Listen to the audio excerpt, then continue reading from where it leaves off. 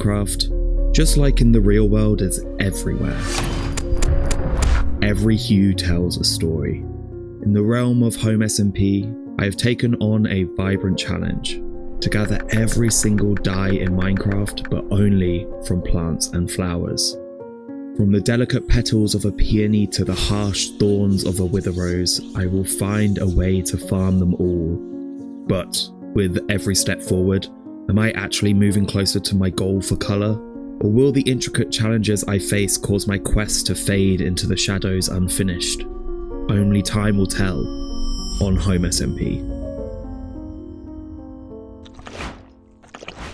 Hello there, my name's APuzzledSlime and welcome back to another episode from the HomeSMP. Thanks so much for all the love and support on the previous episode. I really do appreciate it. I had so much fun building the bee farms and getting everything completely automated. It was really fun doing all the redstone and I'm glad you all enjoyed it. So let's hop straight into the episode, shall we? So as you might have guessed, I'm currently on the top of Jeffrey's head at the moment because I think we need to kind of get the elephant in the room just out of the way. Jeffrey has been pranked. Again, he's been name tagged with specifically the wrong Jeffrey. It's Geoffrey. I mean, it's not the end of the world. I think it's actually kind of quite cute and it actually looks really real. Like, especially from kind of down here, I actually think it looks really funny. I mean, I guess it could be worse. At least he didn't get dinner boned or jabbed. So, but anyway, we've been pranked twice now, or should I say, Jeffrey's been the one that's been pranked twice now. And I think it's about time we start plotting our revenge. Now, I like to say revenge is a dish best served cold. So I think we have a little think and start plotting what we want to do. So I think let me know in the comments any sort of fun but harmless, emphasis on harmless, pranks that we could start pulling on some of the other people on the server so that we can revenge Jeffrey. So besides the big Jeffrey name tag above our snail, you may have noticed a few other little changes that have happened kind of around the island. So between episodes and actually on stream, I started to work on some of these boulders. I mean, canonically, I guess they're more like pebbles, right? They're really small, but quite big to us. I started to build these pebbles and texturing them with a variety of different blocks. So we've got some tuff into cobblestone into stone. We've got some mossy cobble, moss, light grey terracotta and granite, and a lot of glow lichen kind of scattered around to help kind of blend the colors into the grey a lot more. So one of my favorite little tricks is using glow lichen. It's very underappreciated. But yeah, so we actually built a few little rocks around, giving them texture here and there. We've got a couple over here as well as a few more grass shoots. I also, like I mentioned at the end of the last episode, I went in and added a bunch of string to the bamboo to kind of keep it at a lower level, which is quite nice. But not only has the island changed, but something about myself has changed. Can you tell what it is? No, I've not trimmed my mustache. No. As you might be able to tell, I'm actually slightly transparent, just like an actual slime. I also do blink as well, which is super fun. This is all thanks to a mod called Entity Textures Features, which is an incredible mod that I use all of the time to create custom texture packs and texture variants and all of that sort of stuff. It's a super cool mod, so I highly recommend checking it out if you are into kind of texture pack design or anything like that. It's definitely worth the download. Okay. Enough chit-chatting. I can't contain my excitement anymore. Shall we jump straight into the main part of the episode, I think? Yeah? Okay, let's go. Okay, so way back before HomeSMP Season 3 even started, I had already begun planning out this season. And one thing I knew I really wanted to do was a dye shop, but with a twist. There are 16 dyes in Minecraft. Red, orange, yellow, lime, green, cyan, light blue, blue, purple, magenta, pink, brown, grey, light grey, white and black. All have various different ways of gathering them. However, for this season of HomeSMP, you could say I have somewhat of a green thumb. Wait, do I even have thumbs? And technically, wouldn't they all be green? Anyway, I want to gather all of the dyes from plants and flowers. In Minecraft, there are lots of ways of gathering flowers. You can go adventuring and pick them by hand, but I'm quite lazy and that requires a lot of time and effort. The alternative is bone mealing grass blocks in different biomes. You can get blue orchids from swamps, cornflowers, poppies and dandelions from plains, and a huge variety of tulips from flower forests. A great thing about bone meal is that you can also convert it into white dye, which means we can combine this with the other dyes to get some of the lighter colours. So clearly bone meal is going to be vital in getting all of the dyes. So why don't we make a bone meal farm? There are a few ways you can get bone meal. You can kill fish, however, that's not very efficient. You can also get bone meal from bones that are dropped by skeletons, but as we've established already, I'm lazy and I haven't found a spawner nearby. Therefore, we're going to go with option 3, the composter. If you didn't know, you can convert organic material into bone meal by putting the items into a composter. After some very, very scientific research, No.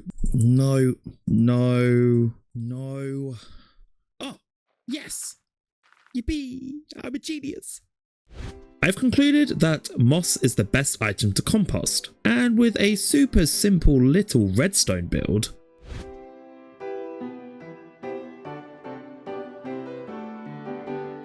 we can now automatically turn stone into moss and funnel it into all of the composters. This design is by They6, and I'll make sure to leave a link in the description, as I still have 15 more dyes to get through and farm, so I don't think you really need me to explain it all. Plus, I doubt you really come here for redstone explanations. You probably come here for the slime balls? Yeah, let's go with that. Now that we've got this beautiful bone meal farm at our base that perfectly fits into the rest of our style, we can actually move on to some of the other dyes. I got you. Of course, we're not just going to leave it like this. Let's build an exterior. Continuing with our Arietti build theme of kind of large items and blocks, I decided to build a giant decorated pot around the moss farm with a custom shirt design of a bone, just so we know that this is definitely the bone meal one. Okay, now we can get on to the other dyes. Okay, and now that we've got this kind of source of bone meal, we're getting quite a few bone blocks, which is very, very nice. Let's start with the easiest dye to gather, red dye. There are various methods of gathering red dye. Method 1 is beetroot, one of the rarer but more forgettable food items in the game, but once fully grown, beetroot can be harvested and crafted into red dye. Despite playing this block game for over 10 years, I actually didn't know this fact up until very recently, even though beetroots were introduced all the way back in Java in 1.9. In order to automatically farm beetroot, we would have to trap a farmer villager in a box forever, force him to only farm beetroot, then capture all the beetroot that he harvests from underneath his feet using a minecart hopper. Despite being a slime, I'm not a bad guy, so let's look for another option. Method 2, tulips. You can gather tulips by bone mealing the ground of a flower forest biome. Now, this is more like it. Cruelty-free, renewable, and we already have the bone meal. However, there's one problem with this. I haven't actually found one yet.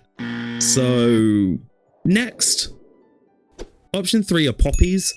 Poppies are found in a large variety of biomes, unfortunately none of which are found on my island. But hope is not lost, as poppies are actually dropped by iron golems when they die. Now, I could go through all the trouble of making my own iron farm, siphoning off the poppy drops and converting them into red dye. However, that would be very hypocritical considering a second ago I wouldn't even trap a villager in a hole. And it's definitely not the fact that there's already a massive free quadruple iron farm at spawn, and therefore I'm not really in the market for any iron right now. Definitely not that reason. Plus there is actually a much more simpler way for us to get the red dye. Yep, rose bushes. Our fourth and final easiest option are rose bushes. These flowers stand at 2 blocks tall and can be duplicated with bone meal. Much better than trapping a villager for eternity in a hole or slaughtering helpless iron golems over and over and over. And actually with a little bit of redstone, we can actually make this fully automated. So if we just do a quick, we can get a little machine like this, which should completely automate everything with a dispenser with a little bit of bone meal. As you can see, it all spits out and then in it flows. And the beauty of this design is that it can actually be replicated with all the other 2 tall flowers. We've got rosebush that will give us red dye, sunflowers which will give us yellow dye, lilacs that will give us magenta, and peonies which will give us light pink. So we just turn back. We've got 4 little silos set up perfectly for each flower. If I just put a little bit of bone meal up at the top of all of these, it should drop down into the dispensers on the side. And then I can just flick them on. Boom. Oh, and now that we've got red and yellow, we can actually craft orange dye. That's 6 dyes already. Okay, so what's next? Brown dye is crafted from cocoa beans, and using the same logic as we did for the 2 tall flowers, we can actually bone meal the beans to make them grow faster. But unlike the 2 tall flowers, we actually have to manually harvest and then replant the beans. Therefore, we're going to have to do a little bit of redstone magic. If we were to hook up a piston, we would actually be able to destroy the beans. So if we do something exactly the same as the 2 tall flowers, we will get something like this, where I have a couple dispensers and a chest going in. If I feed the dispensers a little bit of bone meal and I step on this pressure plate, the dispensers will cause the cocoa beans to grow, and if I just hold down right click, the cocoa beans will grow fully sized and then get broken by the piston, and I can then pick them up. So yeah, pretty sweet. Blue dye is only obtainable by 2 methods. Lapis lazuli and cornflowers, and considering we're trying to use plants and flowers, let's go with cornflowers instead. But lapis is so much easier to farm. Just tell the viewers that it grows in stone or something and it's a weird variant of glow lichen. No, you can't do that. That's a blatant lie. The viewers wouldn't fall for that. Plus, if you straight up lie to your viewers, how do you expect to build a community and bring people back for more episodes? So what you're saying is that if I create a cornflower farm right now, all the people watching will hit the like and subscribe button to come back for future episodes? Yes. Okay, bet.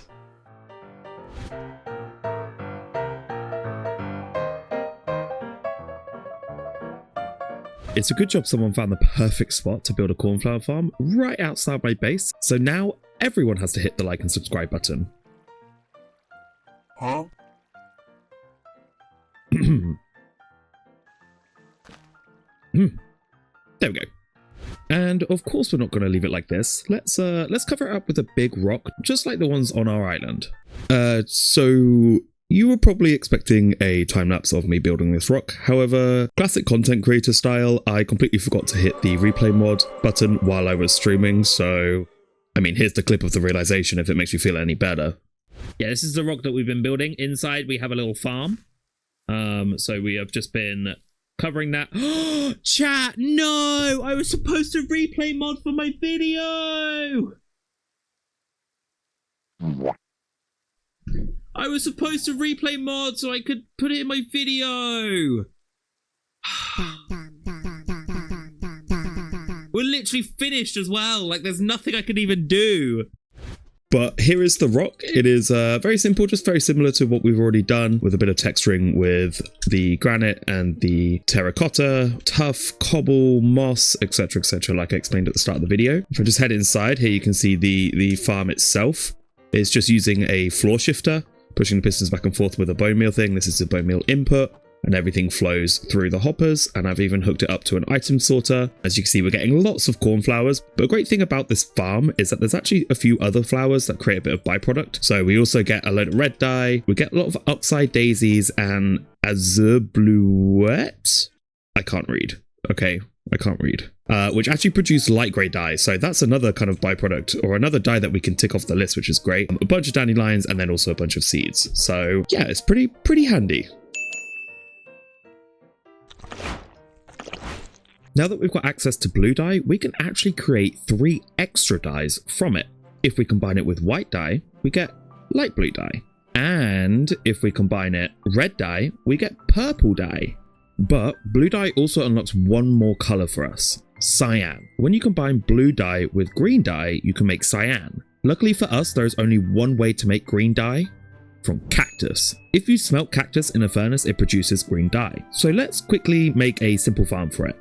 Maybe right here.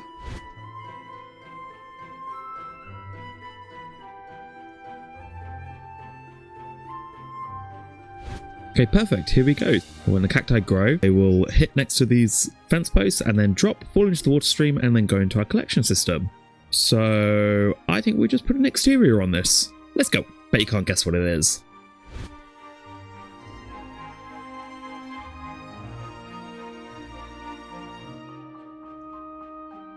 Okay, and here we are. We've got the new pot. I decided to add another one similar to the original Bonemeal one. This time again, it has its own custom shirt design that I created of a little cactus inside of a pot, which I think is really, really cute. It is officially kind of all hooked up and ready to go. I filled up all of the slots with some cactus, and it actually all funnels down inside the pot and up against this wall. So as you can see, I got a little glass viewing window, and it's been churning away. We've already got over 3 stacks, 3.5. Actually, I think I had a little bit more that I've been using. So now that we've got a constant feed of cactus, we actually need to cook it down using a furnace. There are multiple ways that we could come up with fuel sources. However, I would rather this be completely automated. So what I'm going to do is hook up a furnace array with a small bamboo farm connected to it, which will help smelt everything automatically, and then I don't actually have to put any input into it, which will be nice. So let's go ahead and create that, shall we? I just want to preface this by saying that I'm fairly new to Redstone, and this seemed unnecessarily complicated, and I kept running into so many issues. So I'm just gonna stop talking and let you watch all the mistakes that I make while building this furnace array.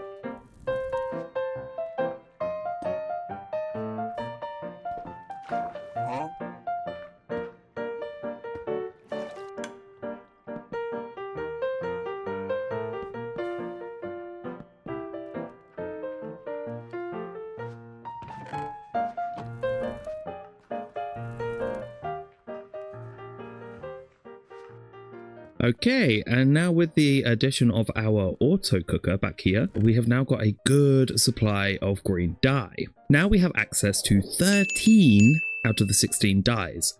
The only 3 left are lime, grey and black.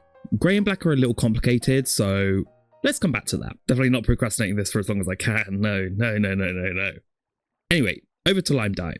Now, technically, we do have access to lime dye because we could combine the green dye from our cactus farm with the white dye from our Bonemeal farm. However, that's kind of boring. And there is actually another way of getting lime dye that actually produces more per Bonemeal. So when you combine white with green dye, you actually get 2 lime dye. However, if you use 1 piece of Bonemeal on a single sea pickle underwater on a coral block, it will actually create 3 more. And if you smelt a sea pickle, you actually get lime green dye. Therefore, instead of just 2 dye per Bonemeal, we'll actually get 3. Now, at this scale, it doesn't really seem like that much of a difference, but if you scale it up by timesing it by, say, 100, no, 1,000, no, 10,000, you can suddenly see how much more efficient sea pickles are. Now that we're all on the same page, let's build a sea pickle farm. And I couldn't think of anywhere better to build this than underwater, inside of a giant sea pickle.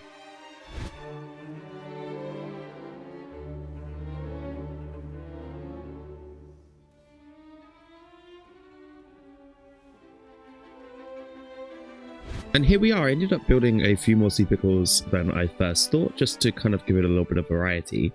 So the pickles actually act as silos for the bamboo. Genius, I know. This definitely didn't come back to bite me in the butt at all.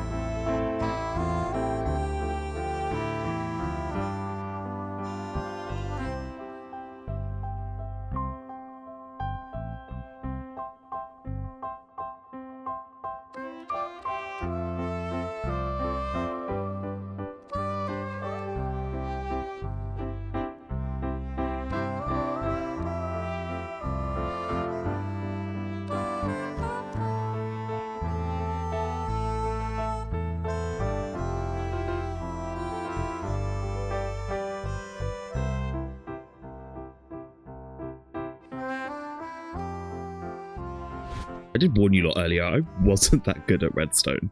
As you can see, water and redstone don't really mix too well, so I had to enlist in a little bit of help for the collection system. Meet Pickle Jar. I saved him from a woodland mansion that myself, Happy, and Raven defeated together on stream, but we decided to make things harder for ourselves by only using iron, tools, and armor. This went as well as you can imagine. There's another one!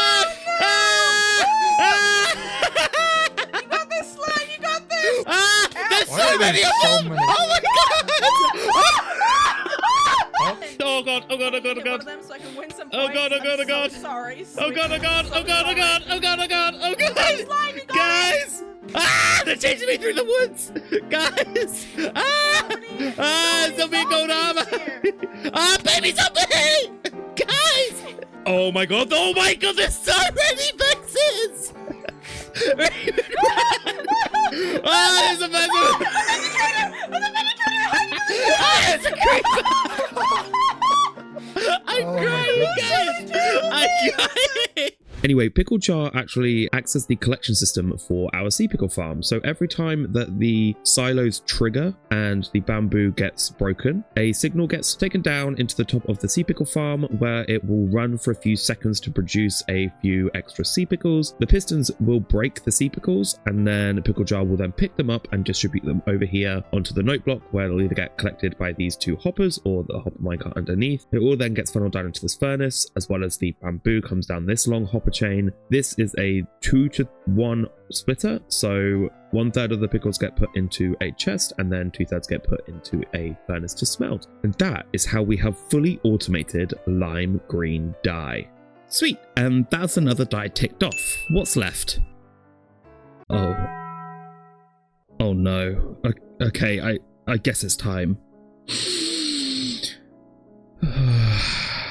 Okay, here we go. Grey dye can only be created by combining black and white dye. So in order to tick this off, we need black dye. There are two ways of obtaining black dye. The first is by killing squid to get their ink sacs and crafting them into black dye. But as stated earlier, we're crafting all the dyes from plants and flowers, and last time I checked, squid were animals and not plants.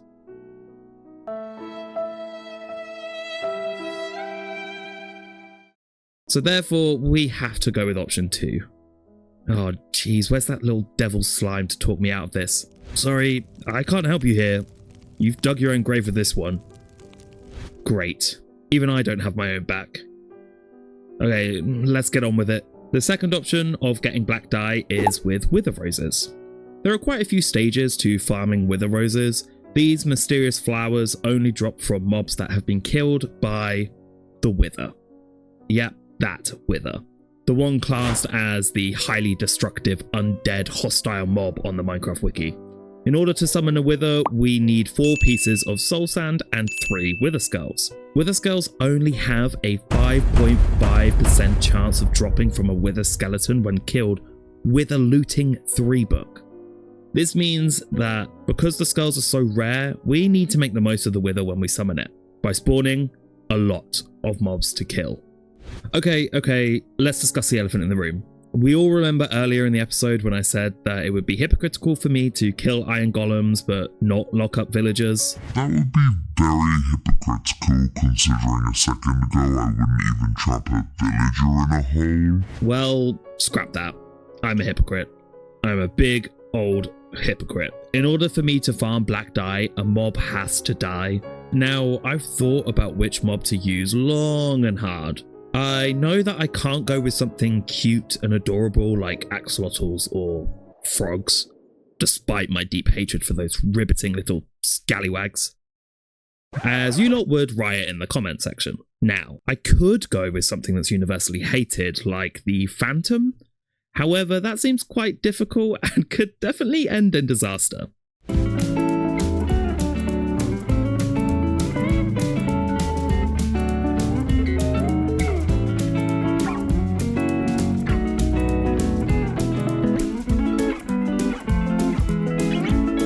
And so, as much as I don't want to admit it, I think I know the best and easiest mob to use for this farm.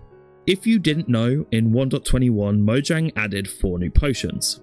The Weaving Potion that spawns cobwebs upon death of a mob splashed with this effect. The Wind Charged Potion that emits a wind burst upon death. The Infested Potion that has a 5% chance to spawn 1 to 2 silverfish when damaged. And finally, the Oozing Potion, which will spawn 2 slimes on death of a mob. Yeah, that's right. We're using slimes. Please, I'm sorry, I can see your comments now, but this is the only way I could think of morally getting around this dilemma. I'm not sure who, but some crazy sadistic redstoner out there came up with the best way to utilize the Infested and the Oozing Potions to produce a large quantity of mobs. If an ally begins suffocating inside of a block, it will technically never die because it can regenerate hearts quicker than it loses them at 2 hearts per second. Now, if you splash an ally with an Infested Potion, it will begin spawning silverfish upon damage.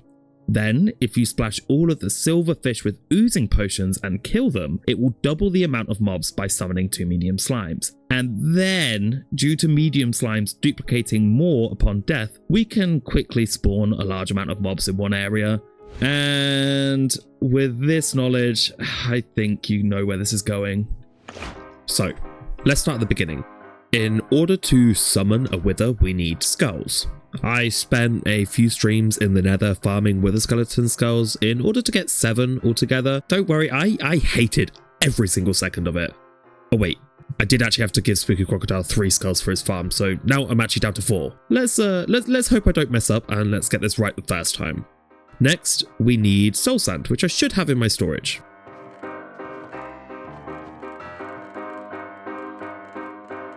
Could have sworn I had some. Anyway, I guess we'll just have to go to the nether to get some. Ow, ow, ow, it's hot. Ah. Okay, get me out of here. Get me out of here. I don't like it in here. Okay, perfect. Now let's turn to the farm itself. We need a mob converter. Step 1 is get the LA. Luckily for us, Picklejar actually had quite a few brothers, so we are just gonna take one of you. You shall be called Jamjar, because he's gonna get jammed inside of a block. Anyway, step 2, potions. First, we're going to need the nether wart that will turn the water bottles into an awkward potion. Then we're going to need stone. There we go. And in order to make it a splash potion, we need gunpowder. And if we put this in the hopper, that will then turn the infested potion into splash potions. In order to make those oozing potions, we follow the exact same process, but substitute the stone block for a slime block. And there we go, just like that we have all of the ingredients for our farm. Now we just need the design of the farm itself. Step 3, the farm. I actually got the mob converter idea from watching one of Tangotech's videos, but unfortunately I couldn't find the design anywhere online, so I painstakingly recreated the farm from his video, frame by frame. Then, with the help and advice from our good friend Spooky Crocodile, I found a simple wither cage design online by Greyworks. I'll make sure to put all the videos down in the description, so definitely make sure to go check them all out. Finally, all it really took was to smash the two builds together in a creative world so that it was ready to rebuild on the HomeSMP. Now, I won't lie, this project scared me. I've never interacted with withers before, and there was a lot to lose. What if the redstone breaks after I'd summoned the wither and I'd had to try and fix it? What if he escapes and blows up the whole build? Not only is that a waste of redstone, but I'd have to kill him, meaning I'd have to go back to farm more skulls. No, I had to shake myself out of it. I couldn't let the fear get in the way. The server needs me. The server needs Die. The server needs a hero.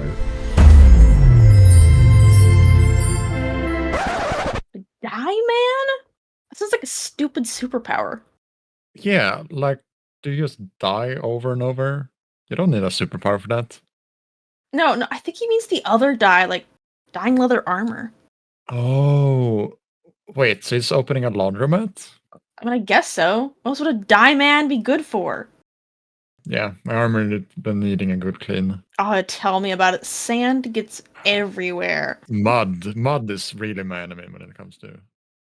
Not true. Have you used this guy's stuff, though? Okay, so the farm is officially ready. I've just got to add the wither, but before we add the wither and hopefully making sure it doesn't escape, but here we are, we have our two kind of parts of the farm. So up at the top we've got jam jar and a few duplicates trapped in here, and when I pull this lever, the piston will start crushing all of the allays. It will get splashed by this dispenser, silverfish will spawn, fall down here onto this fence gate. After a certain amount of time, this dispenser will splash them with an oozing potion. They will then all fall down into this chamber. The silverfish should hit this fence and then turn into slimes, who will all get packed in here and get pushed into this corner. This is where the wither will be, facing out this way, locking on to our chicken, which my chat on Twitch named Mr. Clucksworth. So the projectiles should never hit the chicken because they should just go into the water and then shoot on up into the abyss. We have our storage chest down here with an item filter. We'll keep a stockpile of slime blocks, and the rest will eventually get spit out into the void because we're going to clear all this. And just up at the top, we've got two auto brewers here. Every time that the dispenser triggers and splashes the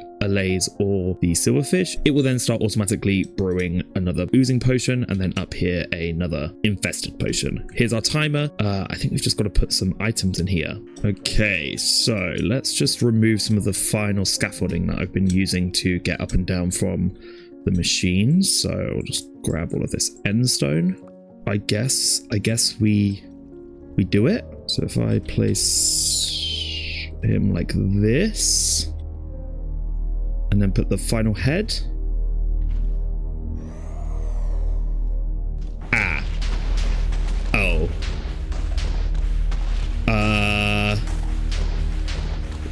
I think we put him in the wrong spot. Oh no, he's loose. Oh god. Oh god, this is not going to end well. Uh-oh. Let's bring him away from the farm, maybe? Oh god.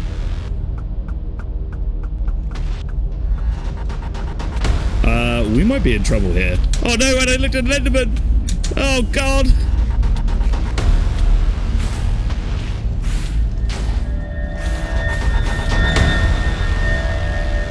We're in trouble.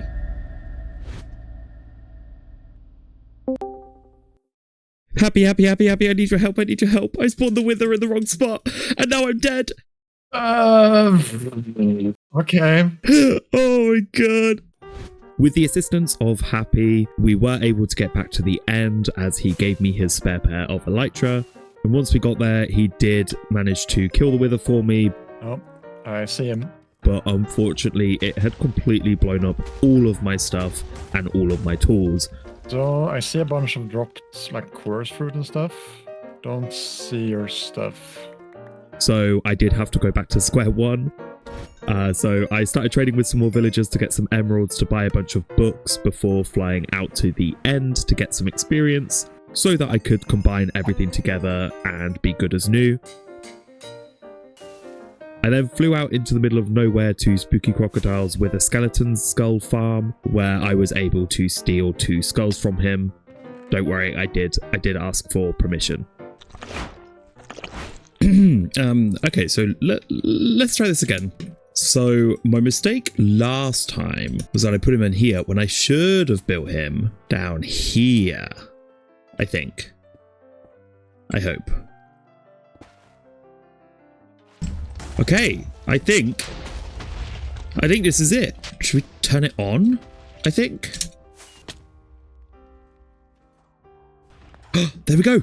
Wait. Okay, we just got the infested. Okay, here come the silverfish. It's over almost 150 entities right here. That's insane. There we go. Oh, and there's all the slimes. Nice. Okay. Okay, so if we then fly down this way, land on here. Oh my god, look. We're getting wither roses. We're getting wither roses. All the slime balls should be going down into here. It's official. We have a wither rose farm. I have been waiting so long for this. I am so excited right now. I can't get over this. Okay, well, I'm just gonna AFK here for a little bit, I think, and then see how much we get.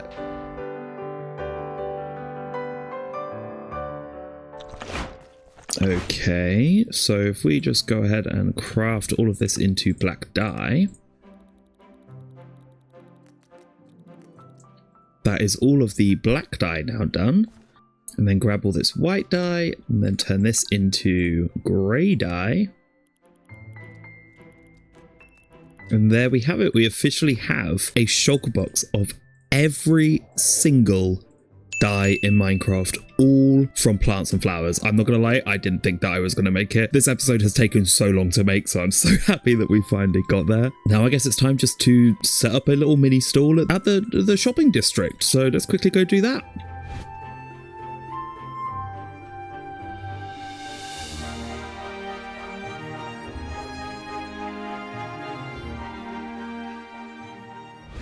Okay, and here we are. I'm just outside of my shop that I created. Decided just to go for another big pot, as I thought it'd be kind of reminiscent of what I've got going on over at my base. But this time I decided to put a little bit of pixel art of the brush in front of it, just to kind of make it look like a little, maybe like a painting pot. You know, some blue paint flowing out of the top. You got a little brush here. I thought it would be quite cute.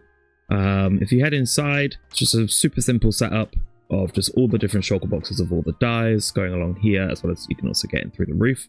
I've set it to 1 home coin for 2 stacks, and you can mix and match, take a stack of whatever color, a stack of another. I think that's worked out pretty well. I've already had a few sales, so I'm pretty happy. But yeah, I think this is where we're going to end the episode. I've had such a blast creating this episode. I hope you all enjoyed it too. Don't forget to give me some prank ideas in the comments and let me know what you thought of the episode. Give it a like and subscribe. Don't forget to follow me on my other socials, and I will see you all next time. Thank you so much. Bye-bye.